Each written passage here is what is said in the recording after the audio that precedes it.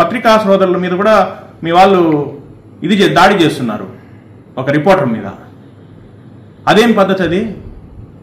Media అనేది ఎంత important ఈరోజు సొసైటీలో. ఈరోజు మీడియా లేకపోతే అసలు సేఫ్టీ ఉంటుందా? ఒకప్పుడు కాలానికి ఇప్పటికి ఎంత మార్పు వచ్చింది. దాంట్లో ముఖ్యమైన ఇది మీడియా.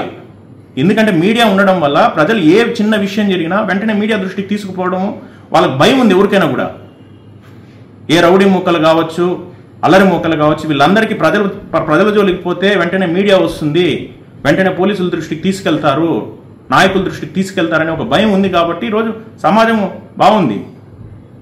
అటువంటి మీడియా మిత్రులపైకి దాడి చేయడం ఏందండి? మీ కార్యకర్తలేమో మీలో మీరే కొట్టుకొని దెబ్బలు తగిలించుకుంటారు, పోలీసుల్ని దూషిస్తారు, మీడియా మిత్రులను కొడతారు. ఏమిది అసలు? ఇది ఒక పరామర్శ యాత్ర మరి ఉందా? ఇది ఏమాత్రం ఇది పరామర్శకు వచ్చినట్టు లేదు.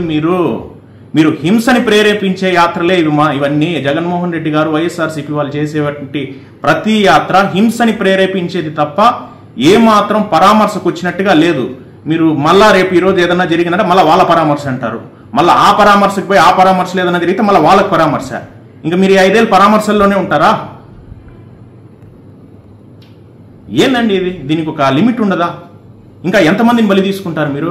ఇంకా ఎంతమంది చనిపోవాలి? ఎంతమంది దెబ్బలు తగిలించుకోవాలి? మీరు రావడం వల్ల పబ్లిక్ న్యూసెన్స్ తప్ప ఇంకా వేరే ఉపయోగమే లేదు.